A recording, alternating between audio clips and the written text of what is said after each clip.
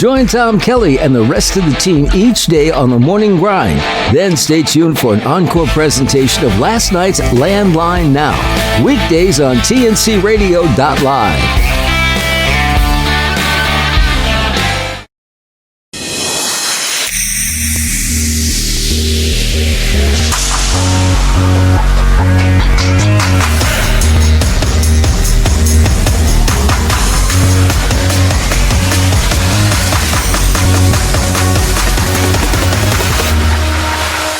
And welcome in tncradio.live. We are live on a Wednesday night, May the 17th, 2023, and this is Keep On Talkin'. And now here are your hosts, Tom and Christine.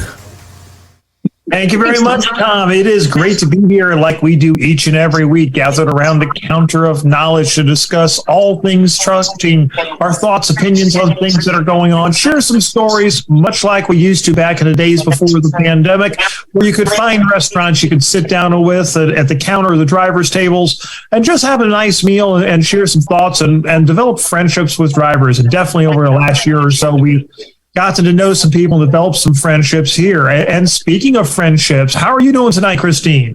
I'm doing great tonight. We're looking really good. Therapy's going well. The future's looking better. We're turned around, and every time we look at, like I said, we look at the future and looking brighter. I'm here today. And let's just be clear, when she's talking therapy, she's talking physical therapy. She's not seeing Sigmund Freud. I would love to see Freud right about now. Actually, I think if Freud ever had to deal with truck drivers, we would put him in the nut house. But that's an entirely different show. True. But tonight's show, we've got, I think, this is what's going to be a fun topic, and kind of in keeping with sort of a theme we've been doing intentionally, unintentionally here over the last several weeks. Last week, we were talking about, is there life after trucking? And I know something that comes up in some conversations I've been having with people lately. Is there life during trucking? What are the things that you do to try to keep your sanity out there on the road, to remember that you're a human? I know a lot of drivers, particularly during the pandemic, as the truck stops were closing, the restaurants were closing, we were really trapped in our trucks and isolated. And, it's really only recently things are really kind of sort of getting back to some semblance of normal or the new normal, if you prefer. And so what are your plans, over maybe the rest of the year, this summer, the things that you're doing now to take care of yourself out there on the road, to remember that you are a human and that life just isn't an 8x8 box that's smaller than a jail cell. So if you want to take part in tonight's conversation, 706-862-8620. We got plenty of room for you. We've got Granny with us, Chris Cox, and the legendary Jerry Fritz. So let's start off with, Jerry, let's start off with you tonight. What are some of the things that you used to do, or maybe you have planned for this summer, just to remind yourself that, hey, it's okay to have a life outside of the truck? Well, I can't give you a real positive answer on that, Tom. I'm really tied down with this health issue thing here, so I got no plans. Well, what are some of the things that maybe you have done in the past? Well, I'll admit I made the mistake of turning trucking into my whole life. And I never really had hobbies. I never had hobbies, or everything was trucks. After deregulation, it all became the trucking business. And I'll be flat out honest. If I knew then what I know now, I would not have gone back into trucking in 1984. It never got any better. I thought that it would. And after some point, when age kind of catches up with you, your likelihood of being able to make a successful transition to something else becomes less and less and less. So as I look back now, I foolishly, and I own me to it, sacrificed, my wife and I both, way too much just to survive in trucking.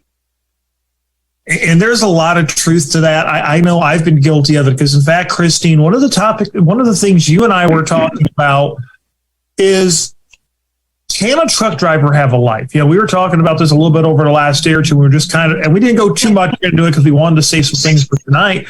But do you think we can be a truck driver and still have a life? Or, as I like to joke, can we be a truck driver and remember what it's like to be human? No, not in the beginning. Not in the beginning. I think because we spend so much time mapping where we're at, learning the job, making sure we don't screw up. And the first couple of years are definitely the hardest part. I think as we get older, exactly like Jerry's talking about, the longer you're in it, the harder it is to get out of it. Now, that being said, 5, 7, 10 years in, we start to find those little parts of us that, hey, you know what? I got a 34-hour, I got a trailer that I can drop and put a, kingpin lock on, and I can go and let's go see something. Let's go do something for a little while. Let me go find something to do to get out of this truck. When you're stuck out on the road for, a month or 2 or 3 at a time, we have to get out. We have to do something, because that little 6 foot by 6 foot space becomes a prison. And there are prison cells that are bigger than what our trucks are. And you have to change that mental stability to make yourselves feel better. So can there be a life inside of a truck? Yes, but it's not in the beginning. There's no way.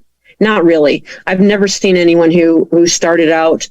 And I just saw, matter of fact, I had just seen a post not too long ago about a guy he'd been in a year, and his marriage was suffering, and he was about to give up. He's like, I can't do this. I'm missing home. I'm missing my kids. I'm missing my family. It's definitely a different philosophy than when we first started. For those of us who we had, the number one priority was we had put food on the table. We had to put everything else was on a back burner. Like Jerry had said, everything goes to the back burner, and this is the priority, the job.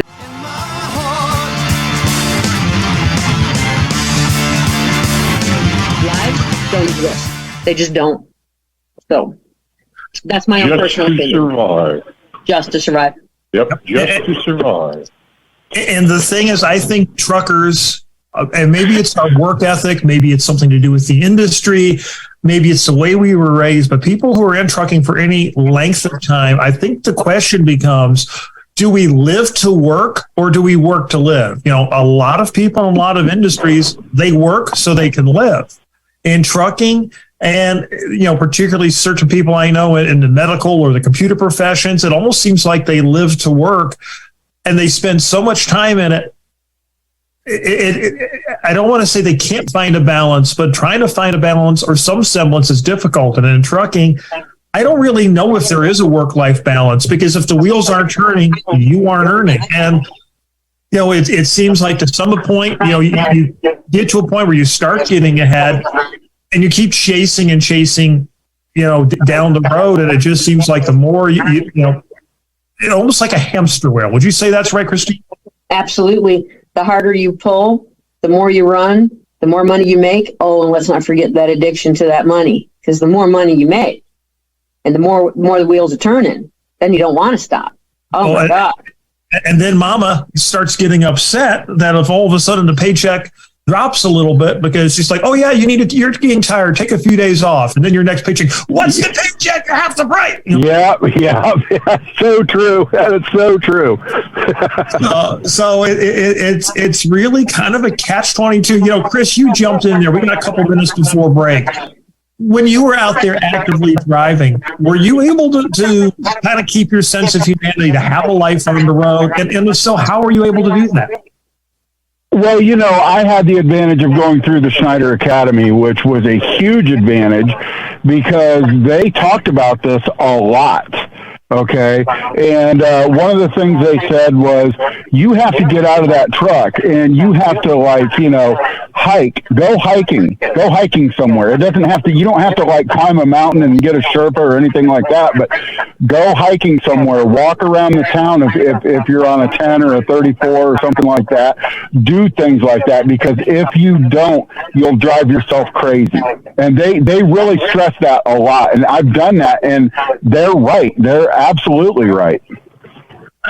I think there is a lot of truth into that. I know, looking at myself, when I could get to places where I could get out from the truck and maybe walk into town and find a place to eat and get away from the truck stop food, it was nice and things like that. Or the occasional night we might have the money to go get a hotel room or something of that nature. It was nice getting out of the truck, having that escape. And I think that's something that's underrated.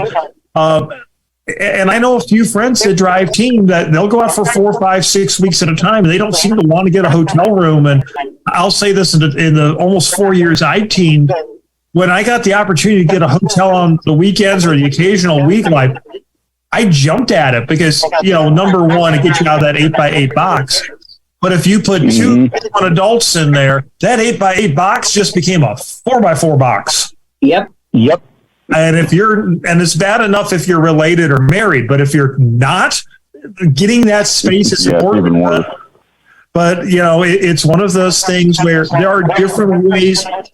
We can do that, and maybe we'll get into some more of those. But I think we also have an interesting take on here. Is it possible to have a life while driving? And, I came here thinking maybe it was, but now I'm starting to rethink my thoughts. So we're going to definitely be an interesting conversation, and we want to hear from you. We still got plenty of room. 706-862-8620. We'll be right back after this. Keep those ears on.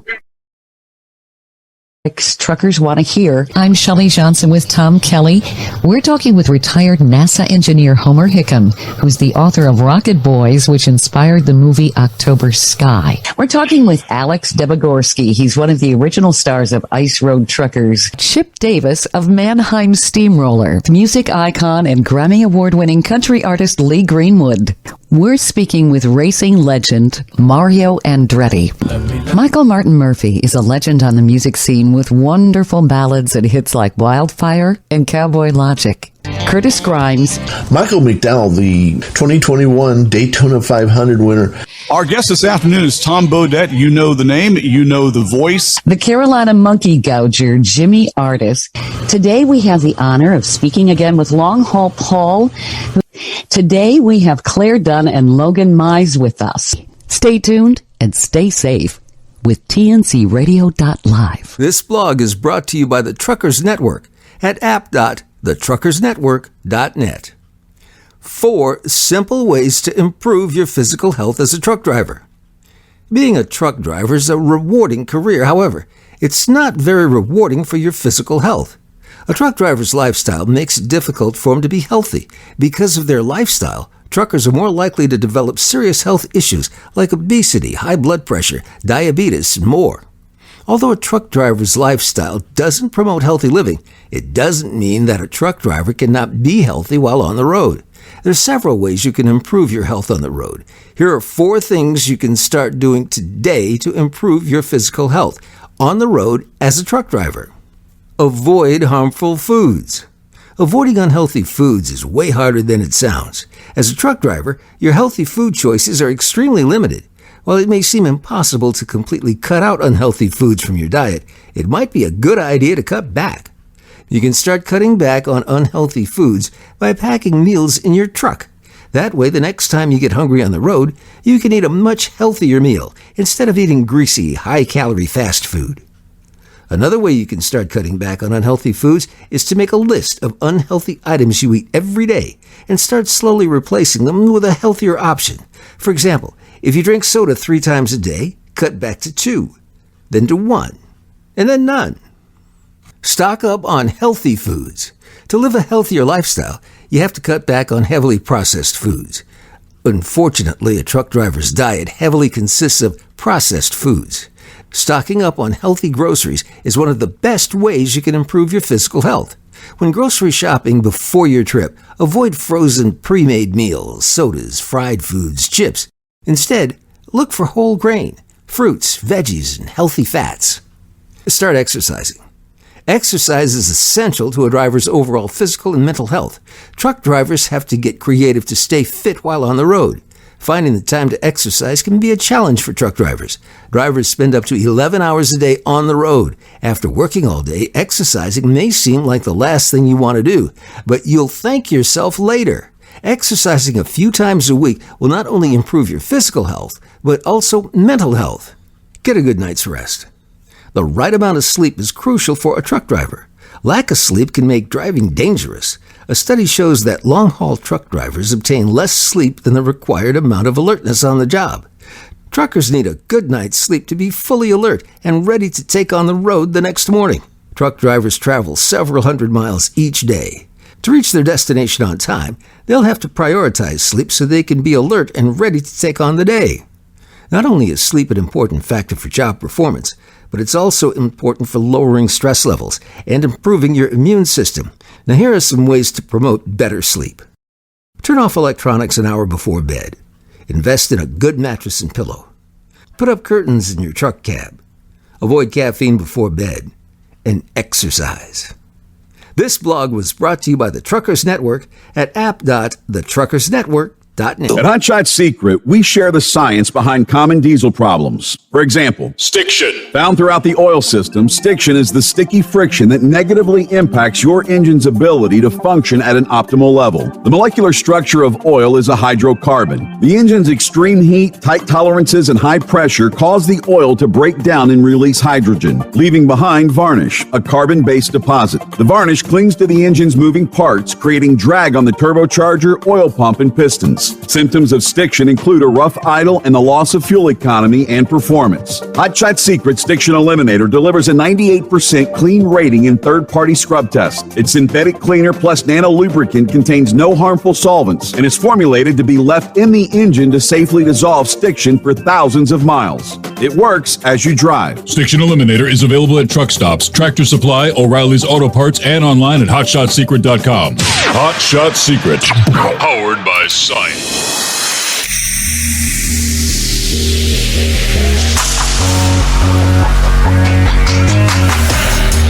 All right, welcome back in TNC Radio.live. This is Keep On Talking. Here are your hosts, Christine and Tom. Welcome back. Yeah, yes, we are. We definitely had an interesting conversation during the break, and I have got to make a correction and an apology.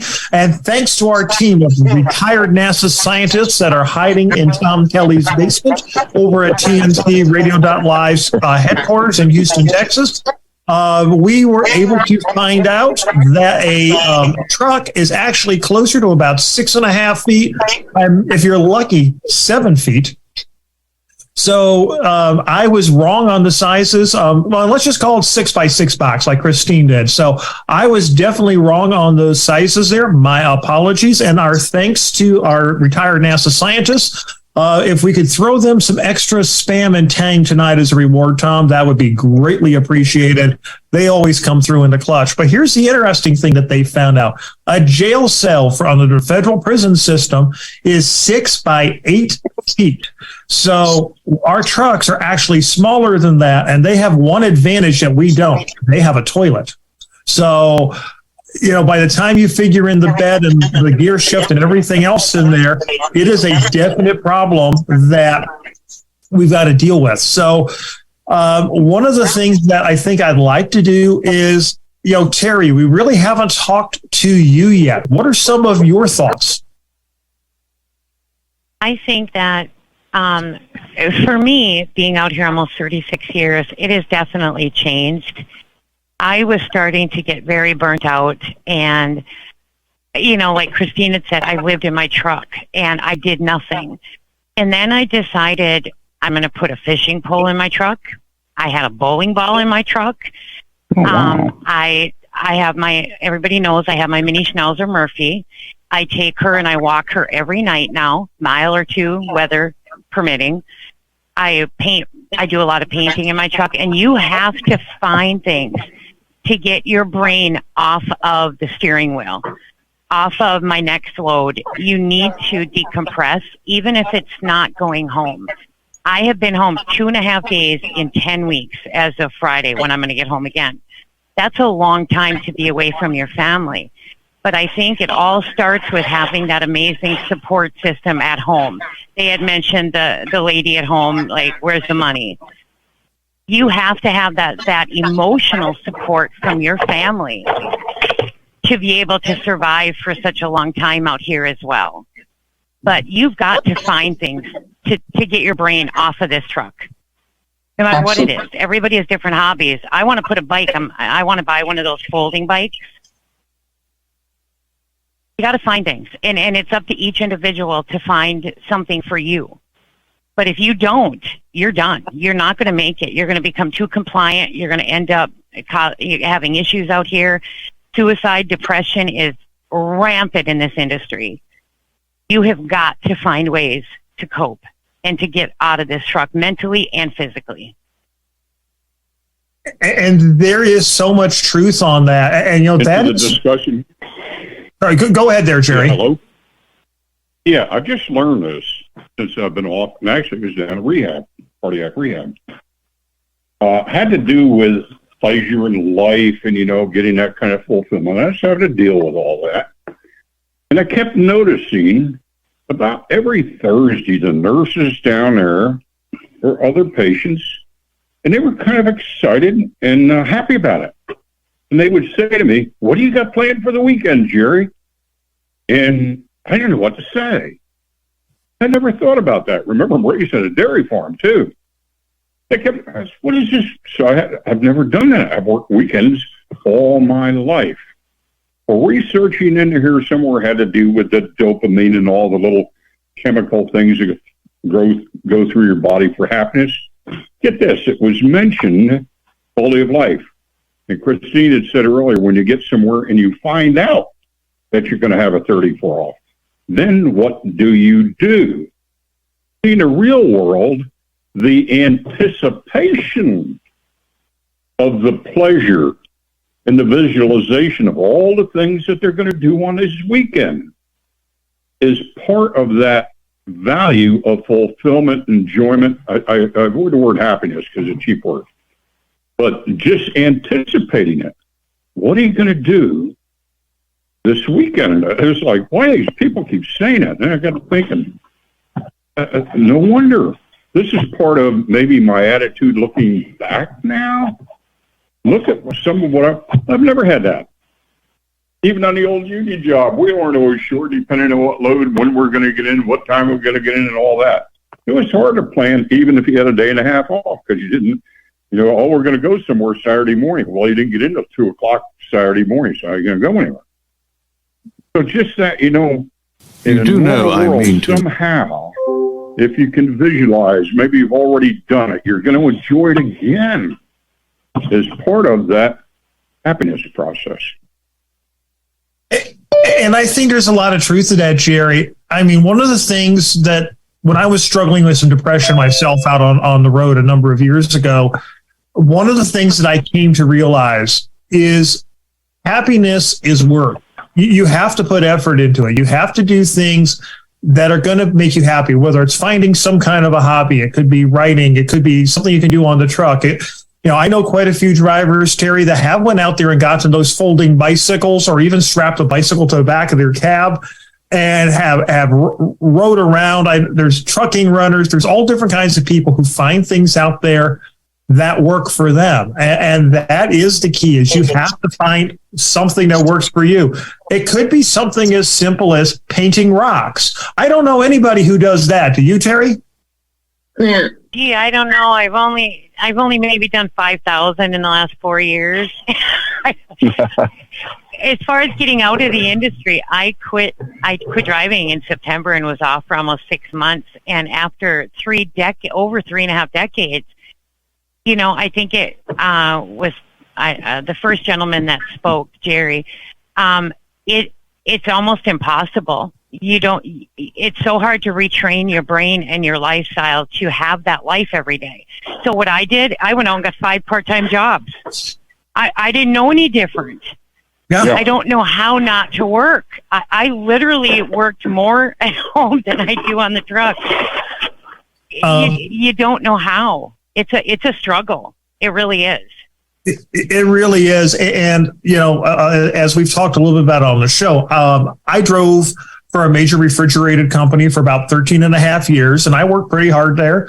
Then I came to IBI, drove team, and I worked about half as hard and made at least twice as much money. So I kind of got used to not having to work super, super hard. And then I started moving into the office, but I was so used to being busy and doing things like that, I'd have days where I wouldn't have much to do. So I'd find little projects and this and that. And it literally got to the point where the bosses looked at me and said, you know how you said you're going to come in this weekend and work on cleaning up the warehouse? No, it's your day off. And I look and go home. It's a day off. And it's like, they literally had to tell me, you are working too hard. You have to stop. And I don't think I realized it, because being a driver, we're always busy on some way. And even when I was teaming, it wasn't unusual for me to be, whether I was working on a radio show or helping a charity, I was constantly busy. I had very little free time. And whether it was trucking or things that were related to trucking, my life, my identity, largely it still is trucking. You took me out of the truck. Will be, Tom. And it will be. Yeah. You took me out of the truck, but you didn't take me out of trucking. And I think that's something that drivers deal with. And, we joke that trucking is a lifestyle. Is it a lifestyle, or has it become our life? It's a life. It's a life. It's our life. Absolutely. Without a doubt. Anybody who's been in here more than 3 years, if it's not your life, this is going to sound awful, but something's not right. Here's the question. That's true. Here's the question for you guys. Yeah. So here's the question for you guys. Is that because you're successful truckers because you're the kind of person who does it that way? Or does the job itself make you into that kind of person? Well, that's a great question, here's my answer to that, because I've thought about this a lot. Okay, and here's what I've come up with: you're either killing it or you're going broke, and there's no door C. No in between. Yep. And I think maybe it's a little chicken and egg. I think there's a little bit of both, and I think people who have been very motivated to work hard and come from a background of working hard naturally do well in trucking. But because of the nature that trucking is, people that have that kind of motivation, they get you on that treadmill, they get you on that hamster wheel, and they forget to tell you it don't stop. Well, it does stop. It stops when they pry your hands off the steering wheel and they put a lily on your chest. And let's just be honest. Well, I think part of it also is, I think, our age, and this is not against the younger driver, because there are exceptions to every rule. But a lot of us older people, like I was raised on a dairy farm. So from the age of 5, once you hit school at kindergarten, you were given farm chores. So we've known nothing but work. I've worked since I was 12 at an egg factory, my first job, an egg farm. And a lot of these younger people getting into the industry, they didn't have to go through that. So they're not used to giving 150%, 100 and they're done. And that, again, there's exceptions, but I think our age plays into that as well. Mm-hmm. And I think I agree 1,000%. Yep. But you know what? We all agree on that, but we need to take a break because it's that time. But we'll be back right after these messages. Stay tuned and keep your ears on. You do know I mean to involve you in the running of the estate. Oh, don't worry. There are plenty of hours in the day. What? And of course I'll have the weekend. Where did all these British people come from?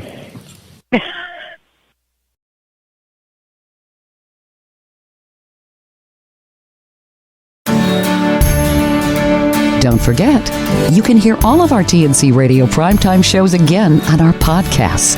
Just go to tncradio.live/podcasts or search for tncradio.live wherever you listen to podcasts.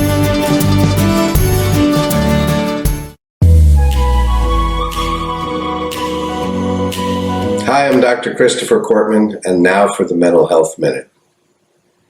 Do you like superheroes? I kind of like superheroes, I admit it.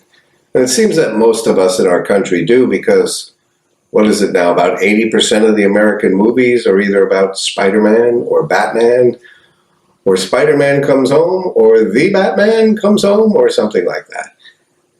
But we have an obsession with the superhero. So I've been thinking about them, and I've been watching how they perform. And I realize that they all seem to have one thing in common. They're like mild-mannered newspaper guys or shoe salesmen like Underdog used to be. And then they become something incredible, but not till after they make the change into their outfit, whatever that outfit is. Something usually rather sexy and stunning and tights. But I noticed that they put on their outfits and then they conquer the world. And then they take their outfits off and then they return to a normal person. I think that's what we have to do as professional people, or as hardworking people, or as blue-collar people, or whatever it is we do. We need to take that superhero costume off in the parking lot and then come home and be that person again for our family. Too many times what we have is the superhero takes their issues home and has sleepless nights and high stress and an inability to reconnect with family and any other part of their life because they don't have the ability to detach and to leave it behind when they take the uniform off. Try this. Try putting on your uniform, your suit, your outfit, your coat, whatever it is, and then go into your superhero mode, but then take that off at the end of the day and become mom, become daddy, become whoever it is you need to be, because those people need you just as much or more than the others that you're the superhero for.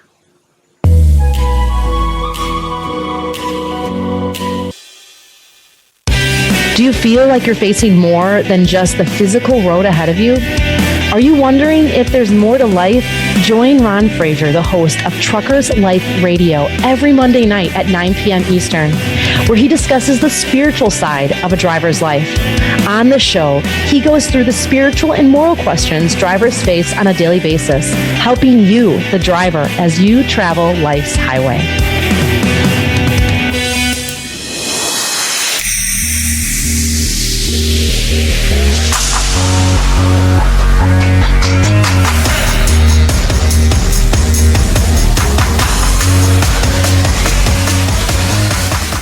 Welcome back in, TNC Radio.live. This is Keep On Talkin'.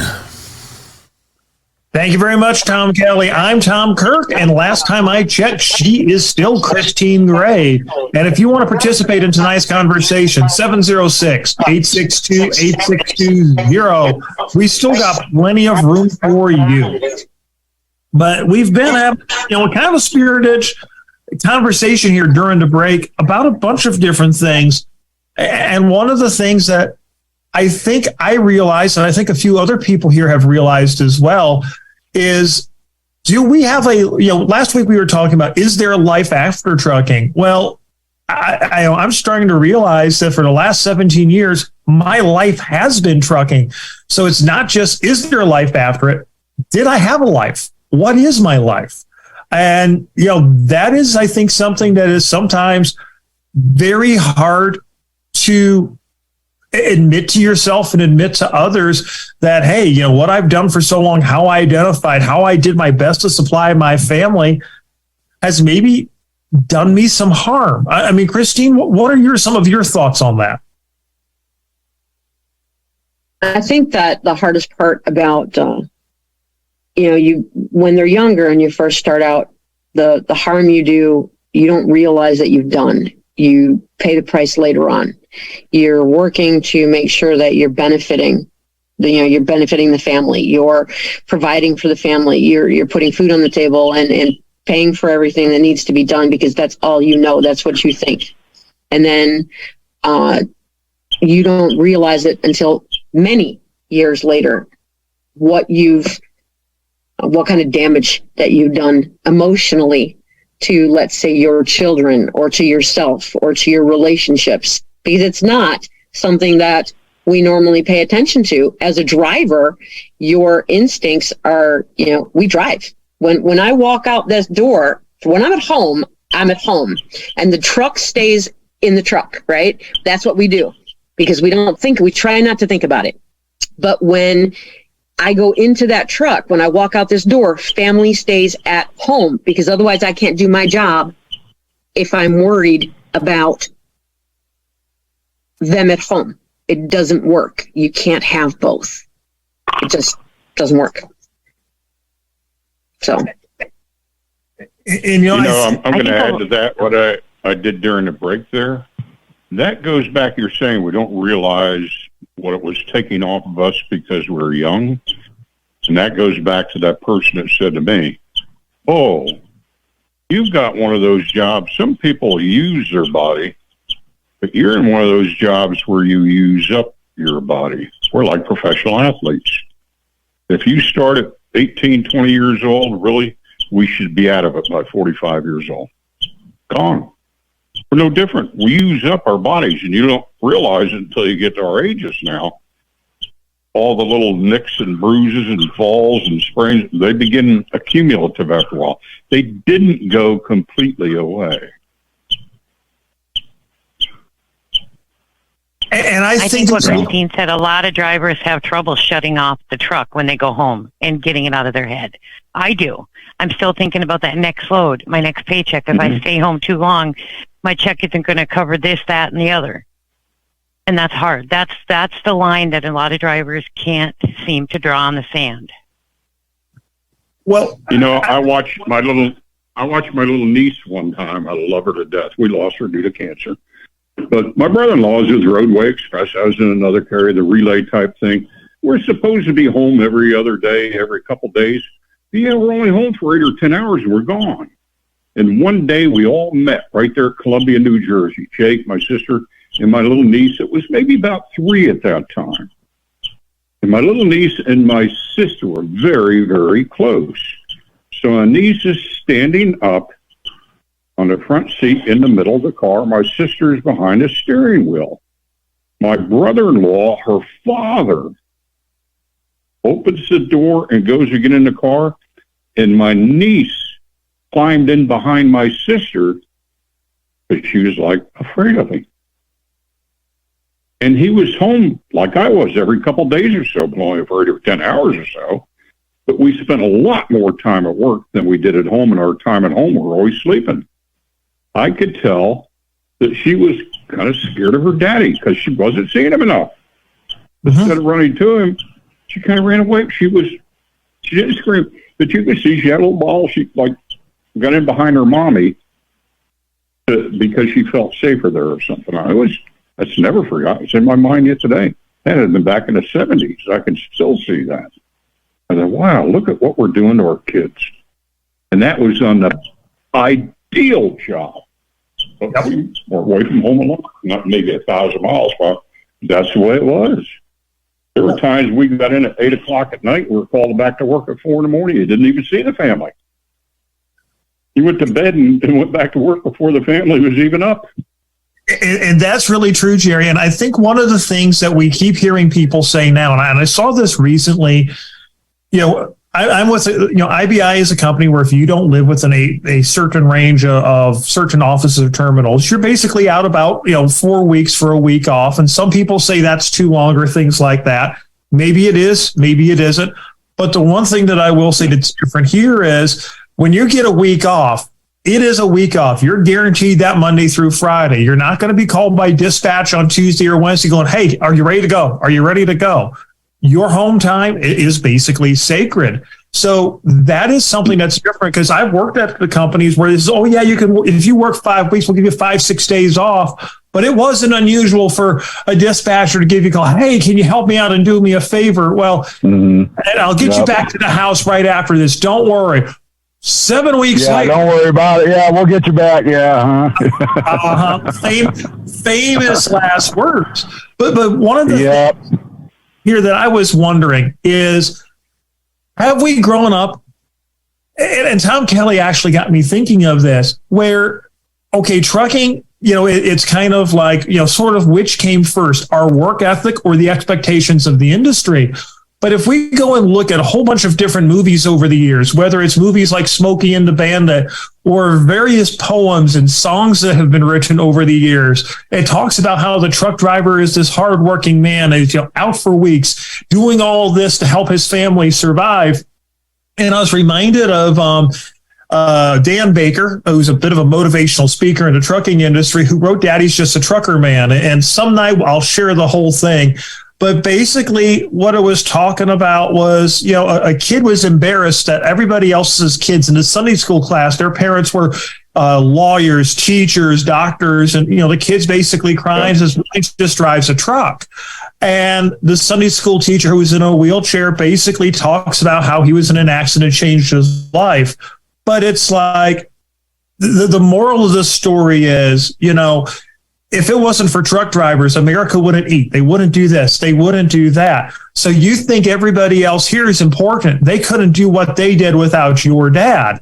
And, basically the moral of the story is he talked about that someday, I hope on my tombstone, they'll put more than anything else, I was a trucker man.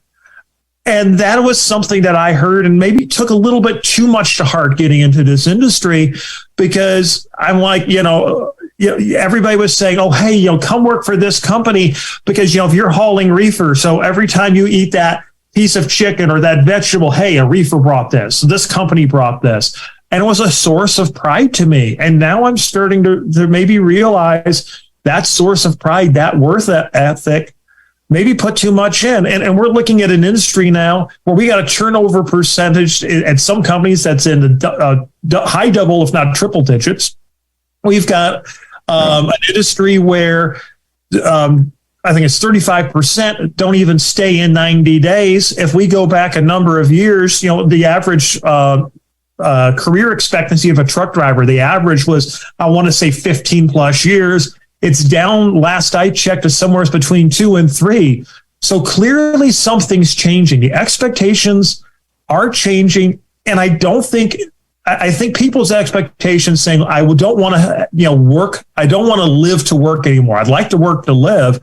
And is trucking, matching that? I think they're making some efforts, but I don't think they're necessarily doing things in the right way. And I'm not saying I know what the right way is, because clearly you look at me, I'm not the poster child for doing things the right way, but I've tried my best. I am proud to say, I was able to keep my family close, fed, housed. It was hard at times, but I was able to do that. And that to me was a source of pride. But I'll tell you what, a lot of people sure didn't understand that. And that makes life difficult. But you know what? We're coming up on a break here in just a little bit. I want to talk real quick about who's coming up next. We got Larry and Angie Baum at the top of the hour with Taillights with a great guest this evening. Then after that, it's going to be Anderson and Banker with Clutch Time Sports, the only sports show geared to truck drivers and the trucking industry. So we got a lot more great stuff, and we'll be back with some more here on Keep On Talking Live right after the break. So keep those ears on. We'll be back with more. The Hot Shot Secret Facebook page gets a lot of robust Q&A about diesel problems and their solutions. We listen to our customers. Here are their words straight from their mouths about Hot Shot Secret everyday diesel treatment. Our fans call it EDT. I'm John Sharp, a.k.a. Jay Sharp from Newburgh, Pennsylvania.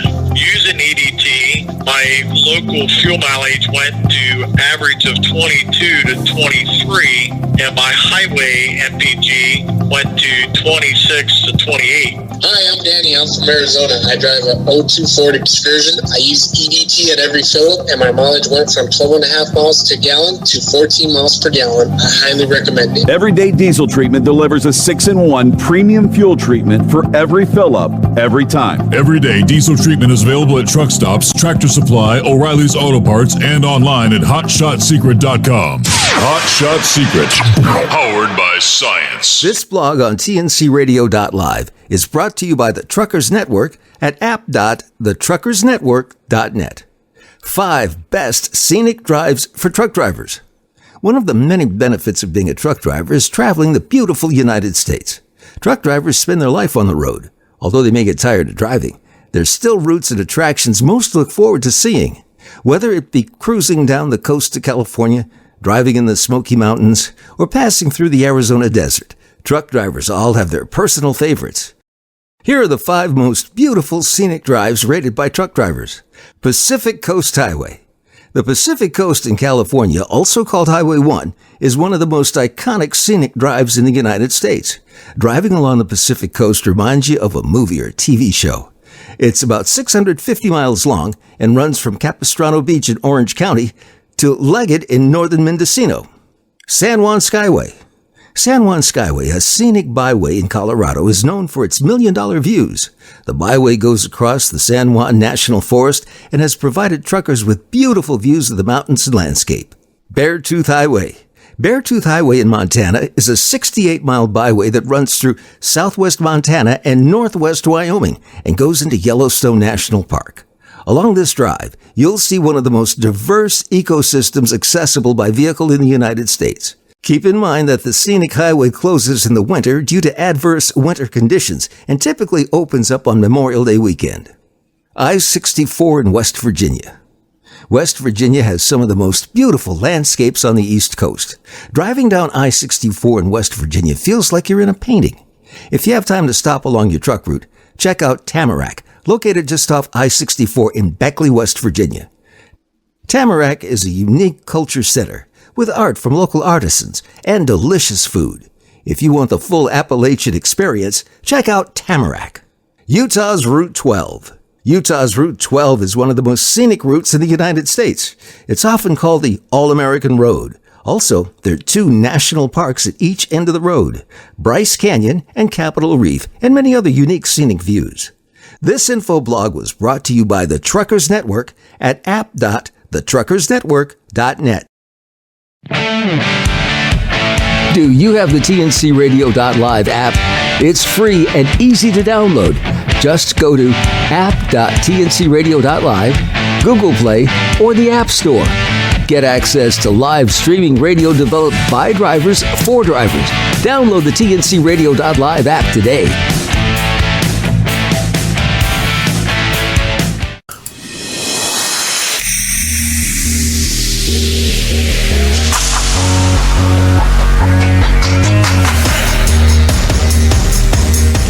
And welcome back in live on a Wednesday night. This is Keep On Talking, and here are your hosts, Tom and Christine.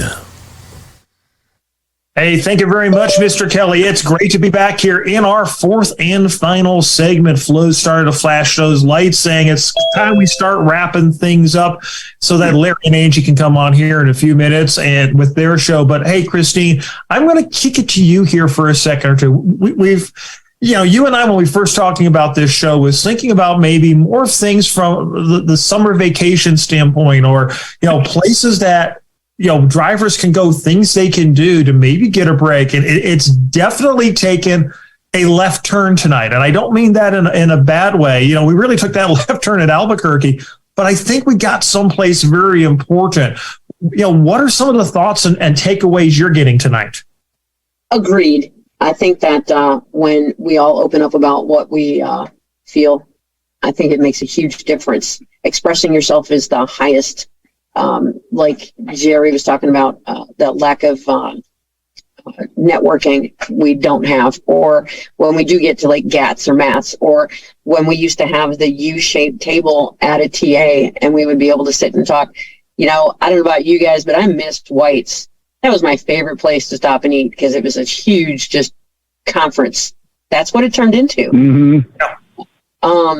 Yeah. You get all these places, and then matter of fact, I just found out the other day that the double nickel was just bought out by Pilot. Wait, so, you mean Bolingbrook? No, in Haytime, Missouri, we have the Pilot, and then we had the double nickel, which had all the. They just got bought out, so there goes all the barbecue. It's gone. Yeah. Okay, I know. Oh no, you're kidding me.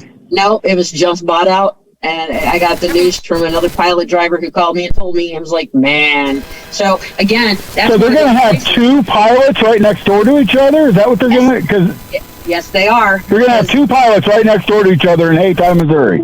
Yes, they are. Wow. So the world does not need another two pilot exit. It really doesn't. No, it doesn't. But the idea is that, that one in particular, when you go in and you sit down and you have that meal, you get 3 or 4 guys who are parked there, or they come over from the pilot and they're sitting down, and that's a meal to die for, to sit and have a conversation. Again, same concept. We're all talking, and you can't help but, you got one guy across and they start those conversations, or we're all waiting on, my favorite one is waiting for a shower, and everybody starts a conversation.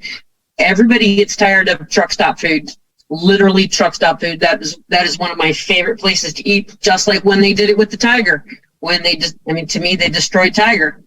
Same concept. Mm-hmm. So all these things, I guess in a way, when you look back at our careers and all the things that are changing today, they're trying to make it better for the newer generations, and us older ones are kind of like moving out. And I see that. But are they? Because when you go to these cookie cutter chains where you're lucky to find a restaurant or even a halfway decent deli, and you're finding, your national chain restaurants, and I won't mention, them by name, but we all know them by heart, because there's 5, if you're lucky, 7 that are in all the truck stops nationwide. Are they making it better? Because they've taken away that conversational area. They've taken away the space where you can learn from each other and get that education. And instead, it's this cookie cutter. Here, get in, get what you need, get done. Here, as my dad used to say, here's your hat. What's your hurry? And that's why they do it. I mean, if you think about it, that's exactly why they do it. Get us off the fuel islands. Make sure we're off the fuel islands. Run in, get what you need. Don't park there too long, because let's say it. Parking is an issue, so let's get them moving. And that's pretty much why they've done it. And the newer ones, depending on how they're trained, and that's a whole different story. Again. I think that well, I'll tell you what, that Exit 87 barbecue in Jackson, Tennessee, right across from the Loves there, okay? Yep. He doesn't sell fuel, he just sells barbecue, and he just bought, like a couple years ago, a whole heaping mess of parking. And so I'd like to see more places like that, because that hats off to Josh Wadley. That guy's a genius, I'm telling you right now. And that is a step in the right direction, and we definitely need to see more things like that out there. And that's one of the things why when Tom Kelly and I first started talking about this show, we wanted this to become a place where the drivers could come together and have conversations like we used to in the truck stops. And more over the last several weeks and months, we're getting that way. But tell your friends about this show. I'd love to see our lines getting full on a much more regular basis. And, a lot of nights we do pretty good here, but definitely tell your friends. This is part of what Keep On Talking is about. It's to build that camaraderie, to build that friendship. Chris Cox and I have, talked maybe a few times online over the years, but over these last few weeks, because of shows like this, we've gotten to know each other. Jerry and I have talked off and on, and a bunch of other people we've talked off and on over the years, but in this show, whether it's, in the breaks or during the show itself, we learn more things. But hey, you know what? We've got to start wrapping things up. Once again, Larry and Angie is coming up next with Taillights. Then Anderson and Banker will be at 8 Central, 9 Eastern with Clutch Time Sports. Next week's going to be a little bit different because somebody's playing hooky because he's got a work commitment. I will not be here next week, so it'll be the lovely and talented Miss Christine Gray who will be Keep On Talking with you next week. So I know she's got some plans that she's working on for next week's show. It'll be a great show, so please definitely tune in. And if I get a chance, I'll at least listen in for a little bit. Maybe you can call in for a minute or two just to say hello. But you'll be in her capable hands next week. So anyways, everybody, thank you for tuning in. As always, we'll see you here live next week on the radio. Until then, stay tuned, be safe, and stay well out there.